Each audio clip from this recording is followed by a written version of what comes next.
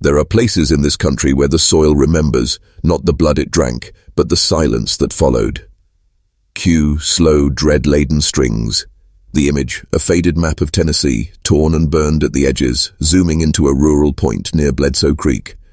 What you're about to hear was never meant to be spoken. It was not written in textbooks. It does not live in documentaries. It was scrubbed from court records, omitted from obituaries, and silenced by generations who chose comfort over truth. But it happened. In the summer of 1864, a cotton dynasty rose from the muddy waters of Tennessee's war-torn soil. It became a beacon of prosperity for some, and a tomb for others. Jeremiah Chamberlain's cotton empire was no mere business. No, it was a machine, a cold, calculated mechanism engineered to consume lives and spit out wealth. It didn't just process cotton, it processed people. 73 souls, vanished, erased. Unmarked graves beneath the roots of an industry praised for its efficiency. Names crossed out with black ink, never reported, never mourned. But they did not disappear without trace. They screamed into the night, just not in words men dared repeat.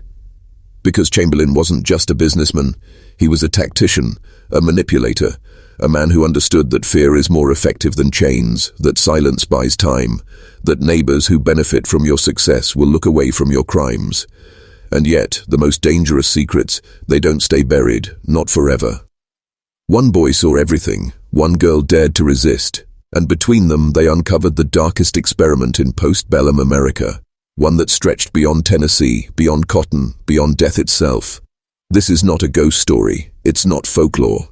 This is what happens when power feeds on the forgotten, when science turns feral, when men in suits call horror progress, and if you thin-toned, this ended in 1864. You haven't been paying attention. Stay here. Don't look away. Because what you're about to hear could unmake you. Cut to black. Cold silence for 2 seconds, then faint sound of wind dragging over empty fields. The descent has begun. The Chamberlain estate wasn't built, it was summoned. July 1864. While cannons screamed across Georgia and corpses fed the soil of Virginia, Jeremiah Enoch Chamberlain quietly bought 3,000 acres of Tennessee riverland for less than the price of a mule. On paper, it was nothing, boggy, mosquito-ridden, and cursed with rot. But Chamberlain saw what others didn't. He saw the future. And he didn't just want to grow cotton. He wanted to control it, vertically, surgically, like a surgeon with a scalpel instead of a sickle. In less than 5 months, the land became a fortress. 3 gin houses, a dye plant, underground storage vaults, and something else. Something no one could explain. A tall, octagonal stone structure in the northwest quadrant. No windows, no chimney.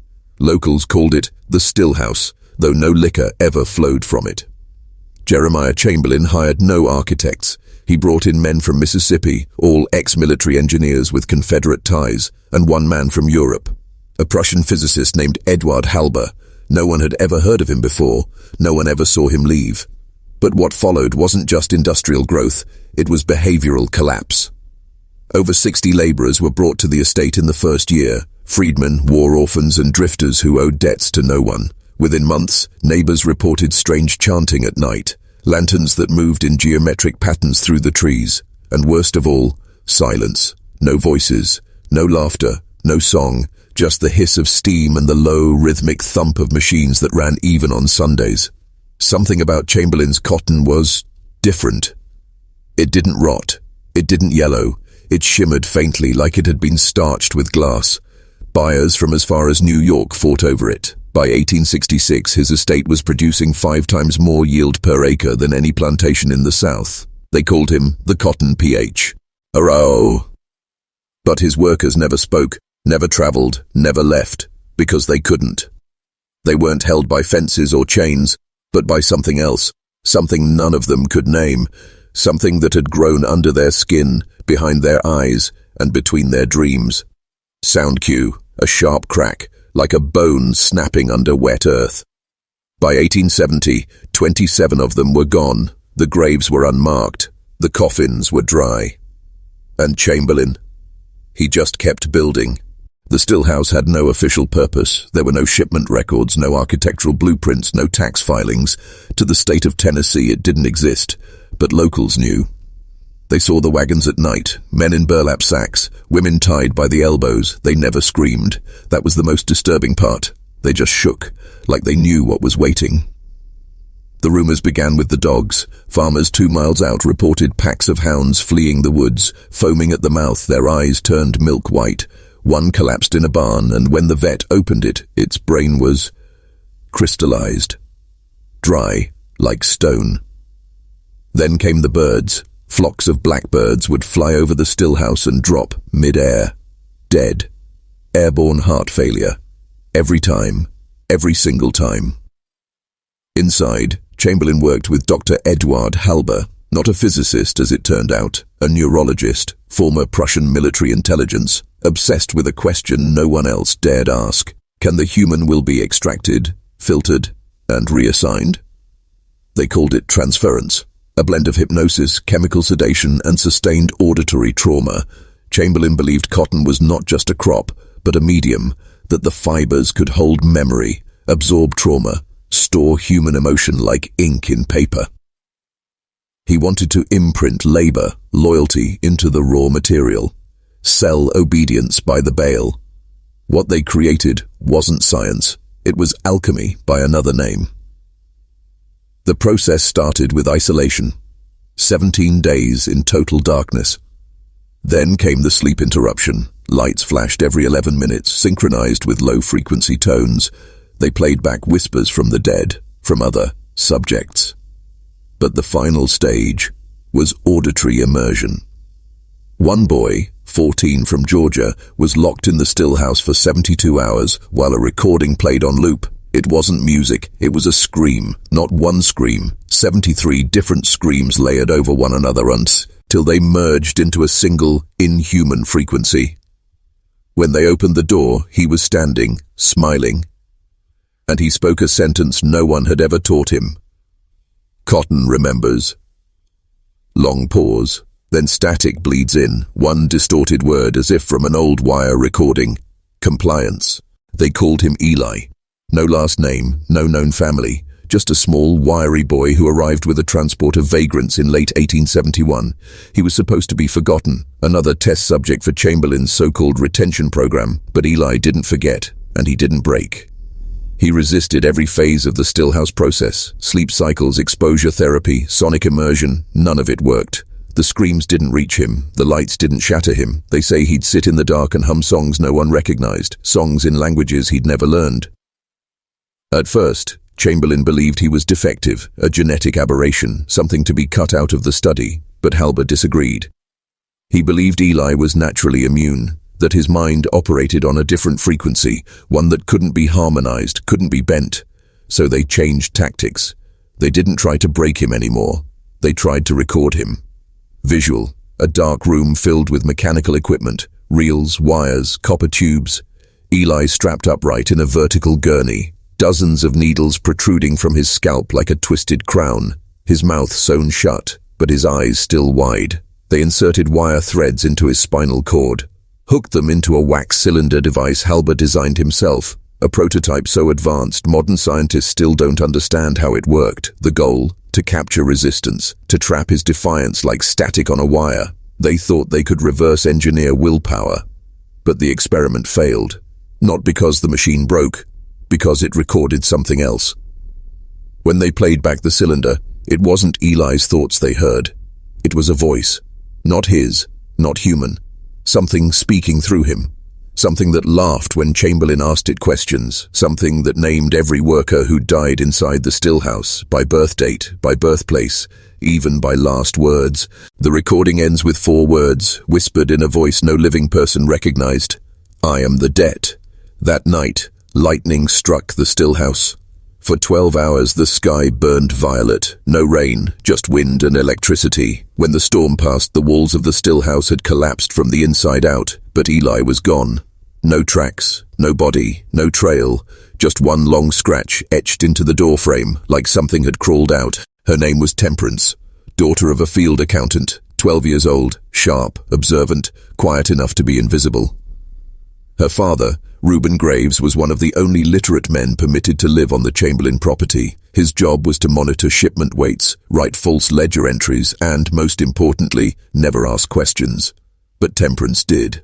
She followed the wrong shadows, opened the wrong drawers, hid in the wrong crawl spaces, and what she discovered became the only surviving record of the Stillhouse's true purpose. Cut to pages of the ledger flipping, each page filled with increasingly erratic notes. Dates, names, symbols, margins filled with sketches, screaming faces, strange spirals, half-erased equations. She called it the Book of Hollow Cotton. It started small. She noticed shipments that didn't match weight charts, bales that went out heavier than they came in, labels that changed mid-transport, but then came the names, crossed-out names, Jonas F., El Marie, Child, no name, and finally, Eli. Asset not contained. Temperance wrote everything down, even the things that didn't make sense. Like the nights when no stars appeared over the estate, or the way the air would hum just before someone disappeared, or the dream she had, again and again, of a bleeding bale of cotton screaming her name from a freight cart. And then came the entry that ended it all. I saw the red door, the one underground, the one they feed at night. It's not a door, it's a mouth, and the cotton grows toward it. That was the last thing she ever wrote. 3 days later, Reuben Graves reported his daughter missing. Her shoes were found 400 yards from the Stillhouse ruins, filled with cotton. No footprints, no drag marks, no blood. Just the ledger, laid neatly on the chapel steps. Witnesses said Reuben went mad that night. He walked into the cotton field with a kerosene lantern and never came back out. Only the flame was found, still burning, hovering 6 feet above the soil, not touching anything, just burning in place. No one could explain it. No one ever tried again. His name was Silas Denton, federal surveyor, veteran of Antietam, and a man who made his living rewriting land. In 1877, 6 years after the Stillhouse collapse, Denton was assigned to redraw property boundaries across Sumner County. The region was swelling with new money, rail lines, tobacco fields, a sudden strange demand for cotton plots, dead ones. But something caught his eye, a triangle of land near Bledsoe Creek. Unregistered, unclaimed, undisturbed. Just trees and soil. But the trees grew twisted, clockwise, and the soil was unusually pale, almost bleached. The locals wouldn't talk about it. Not directly. They'd gesture, look away, say things like, "That land's been fed," or "The cotton won't lie still there." Silas was a rational man. War had burned the mysticism out of him, but the more he investigated, the more reality began to warp. 3 separate maps, each from different decades, showed 3 different estate locations for the Chamberlain property, none of them aligned, and worse, they all marked the same burial ground, but only one had names. 73. Scribbled in red pencil in the margins of an 1869 plat, each followed by a small black symbol, like a spiral made of teeth. Silas tried to report it, wrote a letter to the Department of the Interior. He never got a response. Instead, 2 men in tan dusters showed up at his door.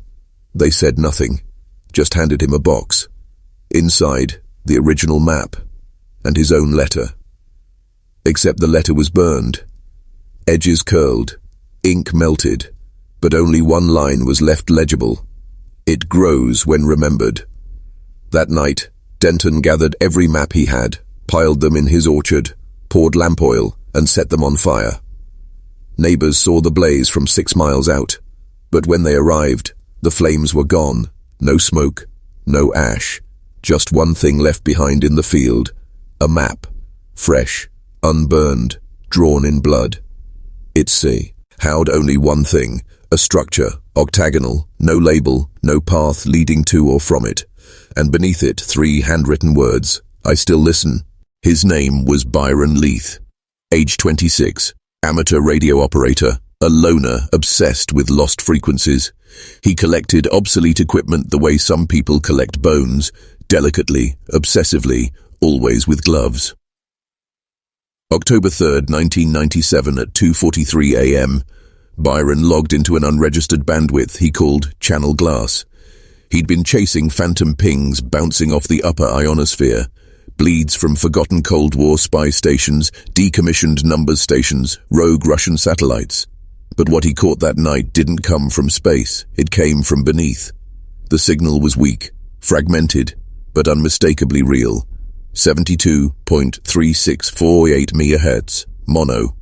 3 minutes, 11 seconds, no call sign, no origin, and yet, it spoke. At first, just noise, static, wet and ragged, like leaves dragging through a drainpipe. Then a voice, metallic, layered over itself like teeth trying to mimic words.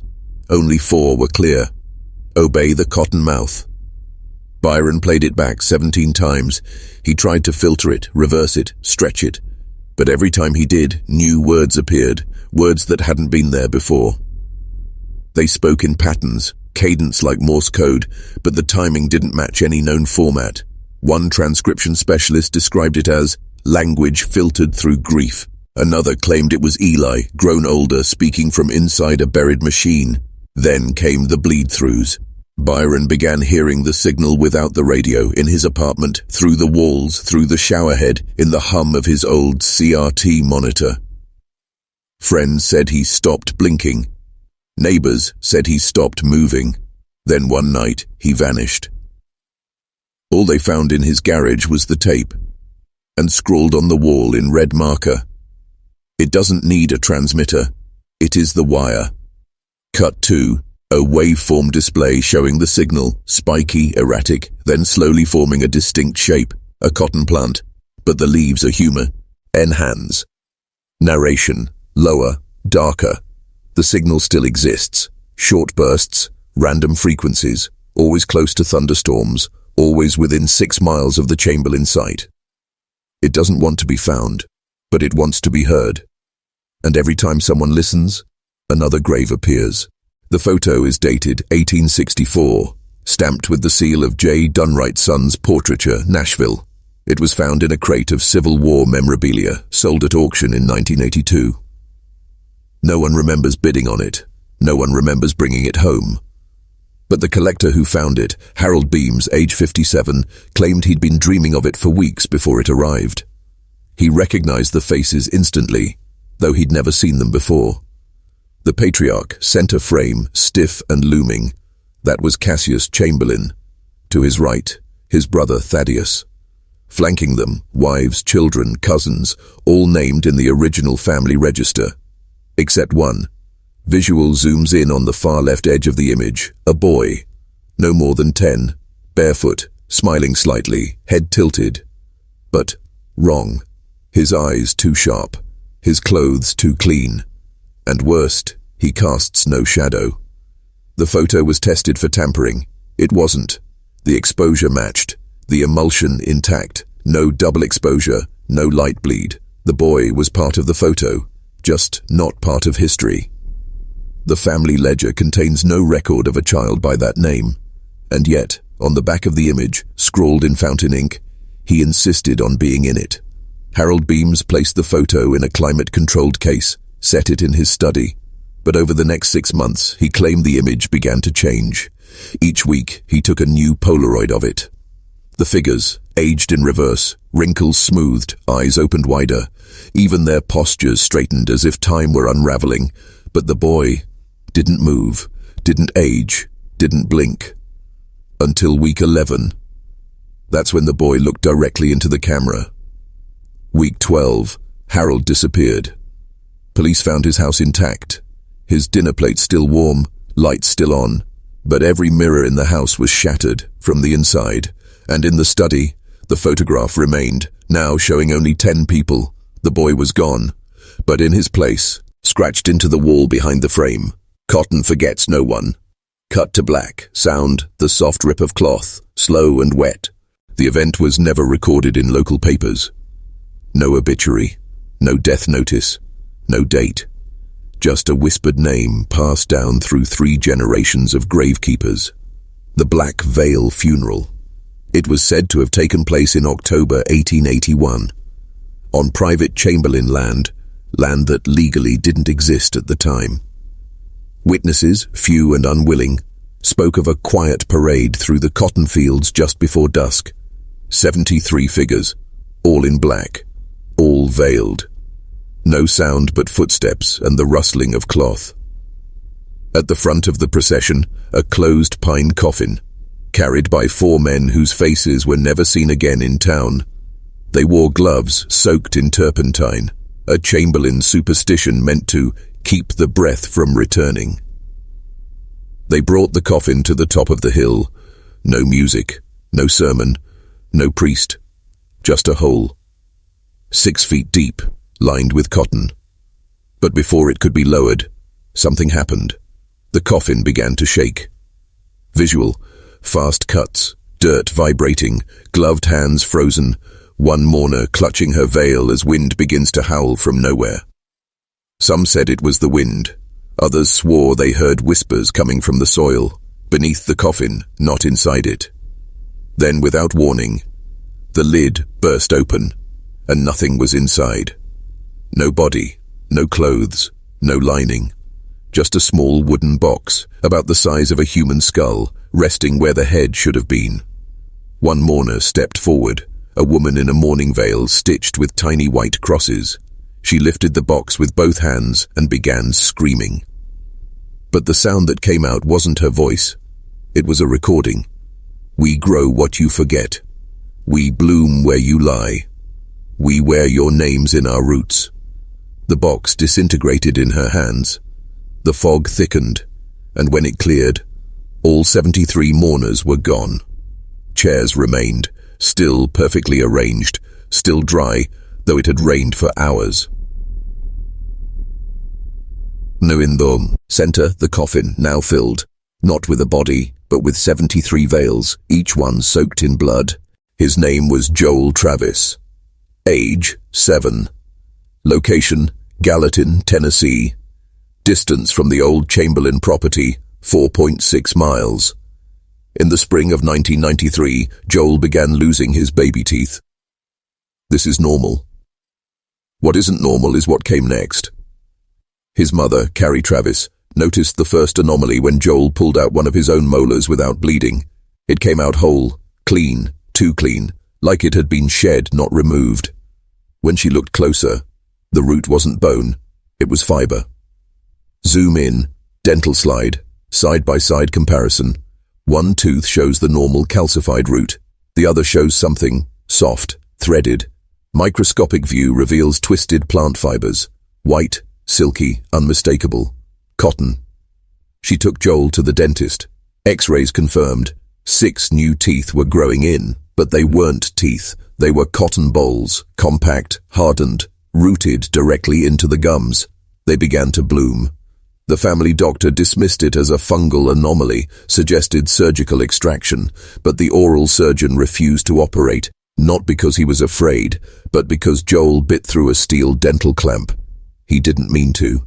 He said the teeth weren't his, that they whisper when I eat, and that sometimes when he closes his eyes he sees rows and rows of cotton fields with faces beneath the soil.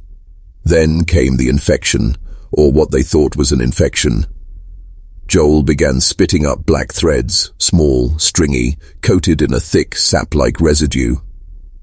Doctors tested it. No known plant or fungal match, but the threads moved when exposed to light, curling inward, like they were hiding from something.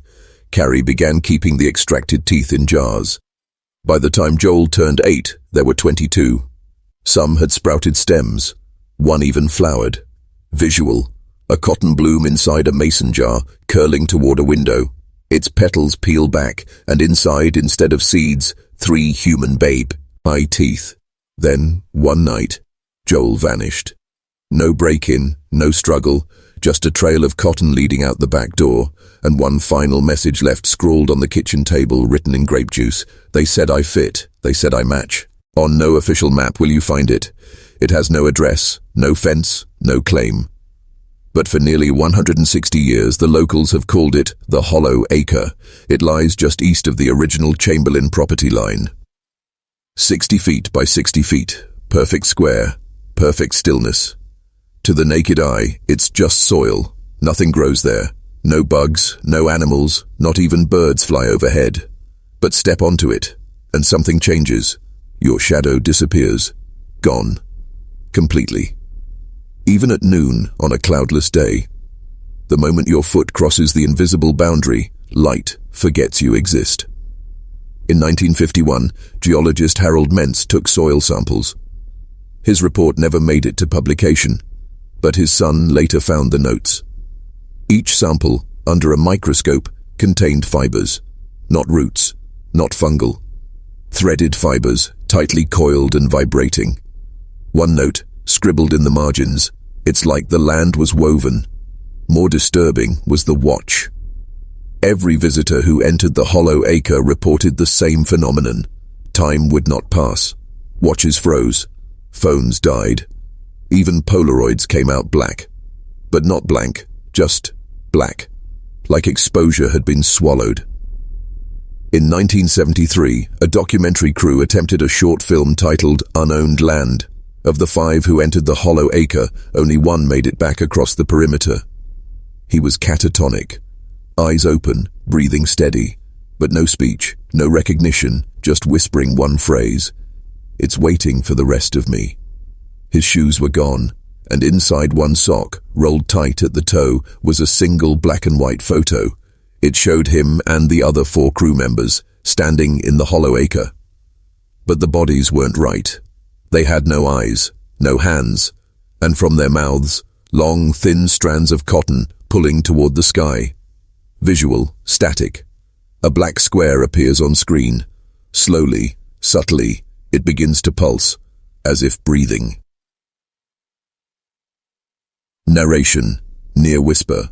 The sea. Chamberlains never farmed that acre, not even once, because they didn't plant it, they fed it, and every 7 years it asks for more. Some artifacts survive by being forgotten, others survive because they're afraid of being found.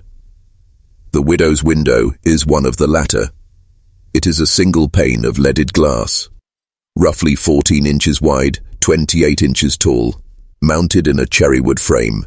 The original engraving along the bottom reads, "To see is not to witness." It belonged to Euphemia Chamberlain, widow of Cassius Chamberlain, the dynasty's secretive patriarch. After Cassius's death in 1879, Euphemia never left the upstairs bedroom, not once. Servants brought her food through a sliding panel. No doctor was allowed in. She refused to speak, except to the window. She spent hours standing before it, mouthing things, not speaking, mouthing. The glass, her only witness. Visitors reported strange reflections, movements in the window that didn't match the room, hands that didn't belong to Euphemia. One child claimed he saw a man inside it, standing upside down and smiling, his suit crawling with caterpillars. When Euphemia finally died in 1901, her room was sealed. The window was removed, passed down through the Chamberlain bloodline, secretly, and always with one condition: never look into it alone. Every generation failed that rule at least once. The known consequences are as follows. In 1918, Lawrence Chamberlain looked into the pane during a thunderstorm. 3 days later, he was found on the roof, his knees backward, hands burned, mouth full of glass dust. In 1946, Letitia Chamberlain placed the pane in her hallway mirror frame. Her daughters reported seeing her double, not her reflection, walk backward down the hall and whisper, "She's not dead yet, just full." In 1984, the window was sold at estate auction. The buyer was never recorded. The house it was shipped to burned down 2 days later. Only one room remained untouched, the upstairs study, where the window had been installed. Photos from the scene reveal something chilling. In every image, the photographer's reflection is visible in the glass, but standing directly behind them, a woman in a cotton veil. She does not appear in any other part of the house, and in the last photo, she's no longer behind them. She's beside them. Visual, slow zoom into a black and white photograph, glass pane in center, a pale hand is pressed to the inside. Narration, final line barely above a whisper. The glass does not reflect, it remembers, and it shows you what it's missing. No congregation remembers building it. No town records claim ownership. And yet, just outside Lebanon, Tennessee, there's a chapel. No sign, no denomination, no name. Locals call it Ashmouth. They say it appears only to those who've heard the sermon. They also say you don't find it. You remember where it is, like it was left in your head. The earliest documented case is from 1897. A traveling tinker named Josiah Bell claimed he found the church after waking from a dream of fire and cotton. Inside, he heard a man preaching. But the chapel was empty. The voice came from the pulpit. Bell described it in his journal. There was a presence there, heavy, as if it had lungs made of smoke, and it spoke, not with sound, but with pressure. I felt the words inside my teeth. Bell stayed for the whole sermon. 37 minutes. When he left, his tongue had turned black. By morning, it had dissolved, but he kept smiling. Over the next 2 decades, 7 more travelers vanished near the same woods.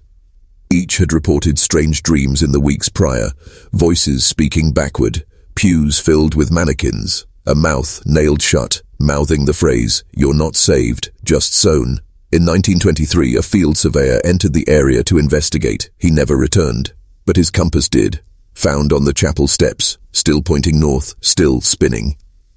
In 1955, a group of Vanderbilt theology students visited the site for a research thesis on phantom chapels. Only one recording survives.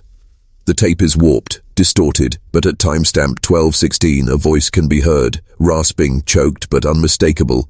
"No one comes to Ashmouth clean, we burn what won't bloom." Audio distortion intensifies, then silence, as if the tape itself refused to remember. All 5 students were later found in separate locations, miles apart. Each was barefoot, each had ash in their lungs, each had carved in, to their own hands, a single phrase, "Tell them he's still preaching." To this day, no one knows who he is. No photos exist of the preacher. But one thing is always the same in every account. He has no tongue, and yet, when he opens his mouth, you hear your own voice begging him to stop. They call it the unspooling, but not because of the music, because of what happens to you after. The piano has no known maker, no serial number, no brand. It simply appeared on the northern edge of the Chamberlain land, just after the hollow acre was last fed. And since then, anyone who's heard its melody forgets something else. Not in chunks, not in pieces, but in threads. Memories unravel, one strand at a time, and you don't notice until it's too late. The first report came from a local boy named Raymond Finch, 1987. He was playing in the fields when he heard the piano, despite being nearly a mile away. He followed the sound, found the instrument. No one was there. When he came home, he couldn't remember his father's name, or his own voice. He spoke in song for 3 days. Every sentence had the same 6-note melody, until he said, "I can't remember the dirt." Then he collapsed. Doctors found nothing wrong, but his fingernails were packed with cotton thread. The melody, when recorded, cannot be transcribed. Musicians who attempt to notate it end up drawing spirals, or knots, or words they didn't mean to write. One violinist wrote over and over again, "It's pulling the wrong me out." In 2002, researchers tried a controlled experiment. They placed a recorder next to the piano for 24 hours. What they found was worse than silence. It played one note every 3 minutes for exactly 13 hours. Then, abruptly, a full melody played backward. When reversed, the melody revealed a phrase hidden in the harmonic structure. "We hum while they rot." No one in the lab remembered loading the tape. One final anomaly. The piano moves. Never far, never fast. But each morning, it's in a slightly different spot. Like it's circling something, or waiting for a thread to snap. Sometimes footprints appear nearby, always barefoot, always one set, and always walking away from it. But the strangest part, the prints are burned into the ground. Visual, a slow dolly shot around the piano. Its keys move on their own, pressing into the silence. In the background, faint outlines of cotton plants begin to twist toward the sound, blooming unnaturally. Narration, final line, melodic and soft. The Chamberlains never played music. They didn't need to. Because this wasn't written to be remembered. It was written to replace. In every family with power, there is always one secret too loud to bury. The Chamberlains didn't try to silence it. They fed it. The story begins in 1864 during the peak of the Cotton Dynasty. The Chamberlain's youngest son, Gideon, was born with a mouth that wouldn't close, not physically, willingly. From the moment he could form sound, he didn't stop. He whispered in his sleep. He spoke while eating. He muttered underwater. The family called it the recitation. At first they thought it was a sickness, then a gift. But by his 10th birthday they realized what Gideon was saying wasn't his. He spoke in voices, older than him, older than English, languages that didn't belong to the land, yet still made the house shake when he said them. One voice always returned. Low, familiar, slow as a drawl, but thick with wet soil. It said the same thing every night. What was grown will speak again. Fearing exposure, the Chamberlains built a vault beneath the property, 30 feet down, stone walls, no door, only bars. They placed Gideon inside. Not as punishment, as preservation, because they believed his mouth was remembering things their blood had tried to forget. They sealed him in 1874, but the sounds never stopped. Farmhands reported hearing voices in the fields, matching Gideon's speech, syllable for syllable. Cotton grew faster near the shaft, paler, denser, as if the soil itself was listening. In 1903, a thunderstorm cracked open part of the vault. A local inspector went down to assess the damage. He never came back, but his recorder did.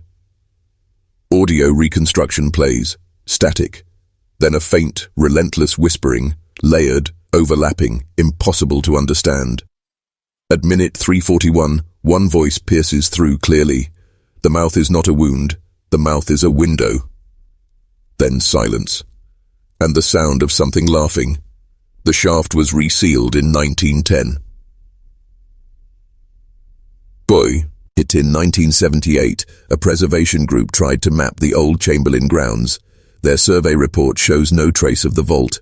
It's gone, covered in fresh soil. But inside their files, one blueprint remains, a single line drawn in pencil below the original foundation, labeled only, mouth still open.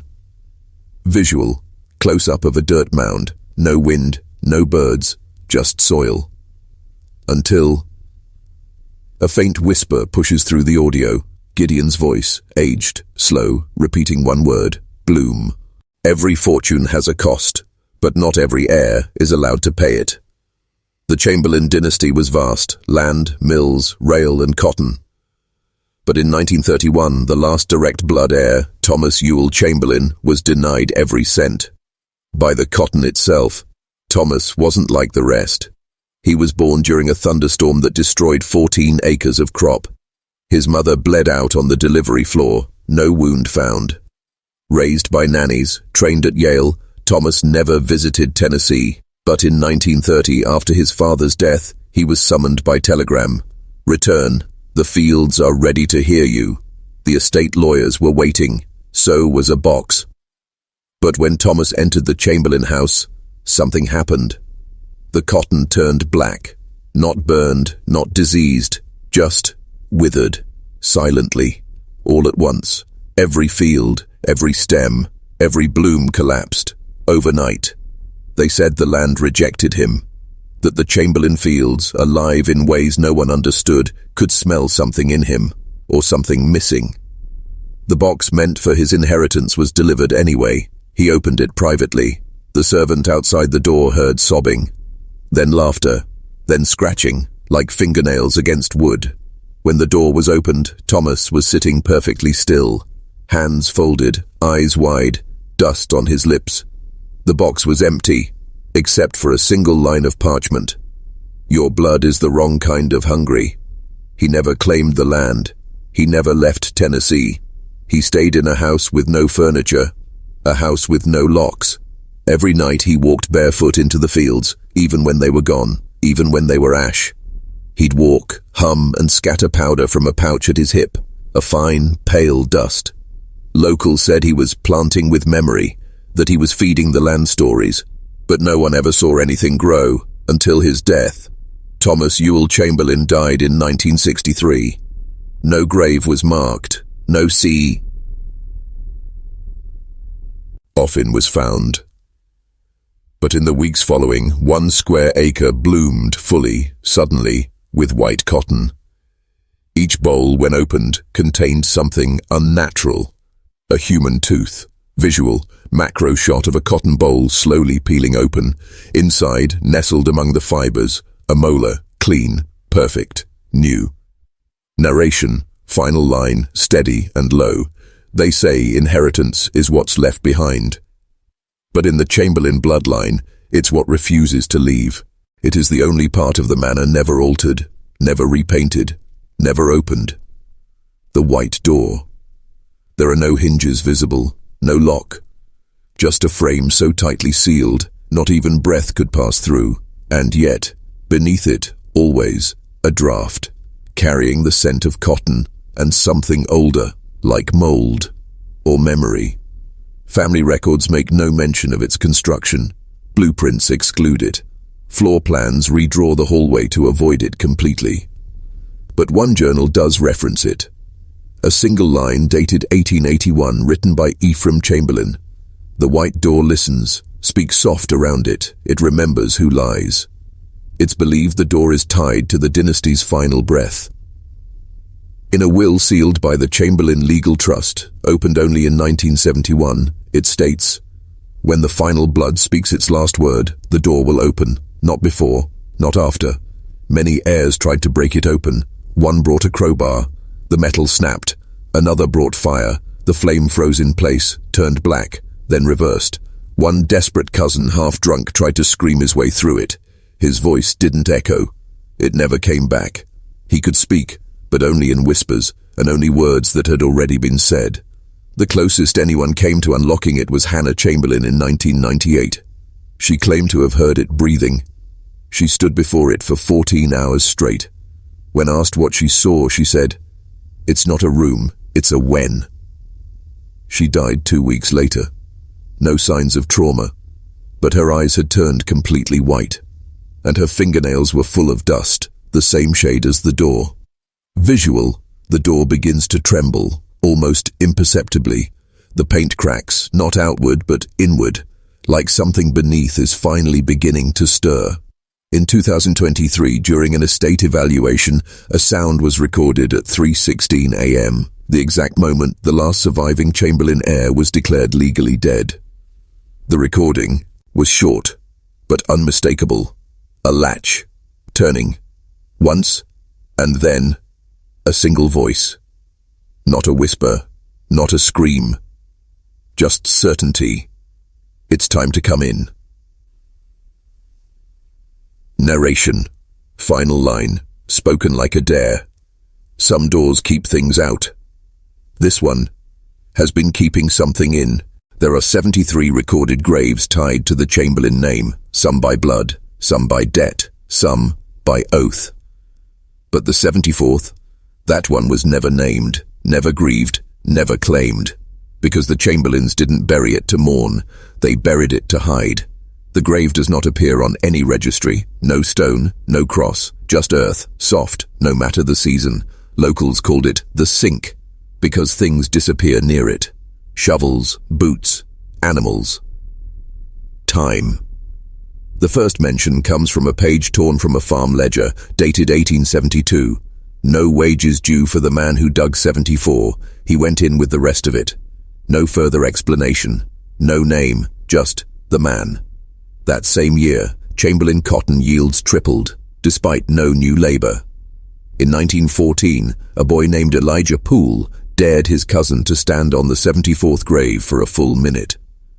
On second 36, he began shaking. By second 58, he collapsed. He was mute for life, but he drew. Thousands of the same image. A figure, mouth wide, hands behind its back, buried waist deep, but grinning, always grinning. Some believe the 74th grave holds what the Chamberlains couldn't kill, not a man, not a relative, a remainder. Something born of the soil, fed by blood, and whispered into being by every secret they never confessed. Visual, black and white footage. A gloved hand pushes a long metal rod into the grave. On contact, vibration, like striking bone, but deeper, hollow, and yet alive.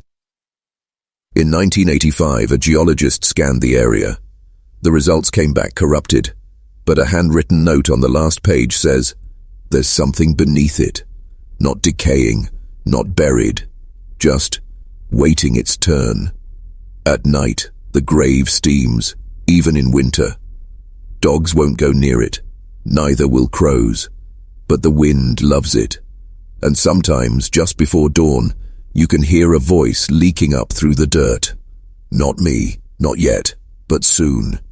Visual, time-lapse of the grave overnight. The soil trembles slightly, a crack opens, not outward, but downward, and in the morning the footprint of a bare heel appears next to it. Narration, final line, whisper soft. Some graves mark the end, but the 74th is a beginning. Still breathing. Still breathing. April 9th, 1922. A warm Sunday. No wind, no birds. At exactly 11:12 a.m., the Chamberlain family entered their private chapel for what would become their last service. The town would later call it Cottonmouth Sunday.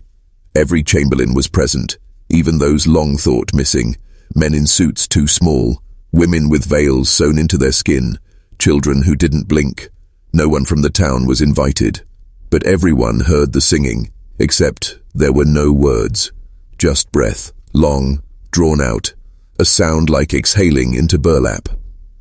The chapel windows fogged from the outside, paint peeled from the bell, and the cotton, miles away, leaned toward the building like it was listening. A traveler passing through claimed he approached the chapel and peeked inside. He was found the next morning, kneeling in the road, mouth open, tongue removed. He had carved one word into his own chest, listening. After that day, no Chamberlain was seen again. But on April the 10th, local undertaker Josiah Bell received 23 sealed coffins, all labeled, all silk-lined, and all stitched closed at the mouth. He asked no questions. He buried them all, unmarked, east of the family chapel, except one, the smallest, child-sized. He said it was too light, so he opened it. Inside, no body, just a cotton stalk. Roots still wet. Wrapped in linen, tied with human hair. Pinned to the fabric, one note, written in blood. The sermon was received. The mouths are closed. The seed is safe. That night, Bell burned his own chapel, left town, was never seen again. But every April since, the wind near the Chamberlain Chapel shifts. It whispers, like someone remembering a song they were forced to forget. And for 1 hour, between 11 and noon, nothing grows, not weeds, not trees, not even rot. Only silence. And in that silence, a breath. Held. Waiting. Visual. The old chapel door creaks open slowly. Inside, pews covered in vines. In the front row, just barely visible, 23 long threads hang from the ceiling. Each one ends in a needle. Narration, final line, soft and steady. Faith built the Chamberlains, but silence kept them whole. And Cottonmouth Sunday was the day they all finally agreed to stop speaking. Everything the Chamberlains built, the cotton, the fortune, the silence, the fear, grew from one place. A basement with no door, a cellar with no stairs, just the root. It didn't begin as a plant. It wasn't discovered. It was fed. One lie at a time, one betrayal, one buried sin, and with each offering, it grew deeper, not wider, not taller, deeper, until it wasn't a root anymore. They called it different things. The foundation, beneath the foundation, the thirst, the other son, but no one ever named it directly, because to name it is to wake it. Visual. A crude family tree scrawled on parchment. It splits downward instead of up. At the bottom, far below the generations, an inky, finger-painted shape. Not a face, not a body, just a mass, with teeth. In 1864, when the first cotton shipment made them rich, Jeremiah Chamberlain brought his youngest son to the basement and whispered, "Everything above us grows because of what's beneath us." And one day, you'll need to feed it too. They called it a legacy, but it was never theirs. It just wore their name like skin. For 161 years, the root was kept quiet. Blood, secrets, sacrifice. Until the 73rd grave was filled. Until the hollow acre stopped taking shadows. Until the white door turned its latch. Now it stirs. It does not want more. It wants out. Visual, a final shot inside the house. The floorboards bow slightly, then crack. Dust pours from the walls, and in the silence we hear it. A heartbeat, but not one. Thousands. All synced. All waiting. They say cotton grows fast, but nothing grows faster than a lie. And the Chamberlains? They planted an entire empire on top of one that never died. Narration. Final lines. Slow, steady, undeniable. The house is gone now. The land is quiet. The family is dust. But the root remains, and roots always find new soil.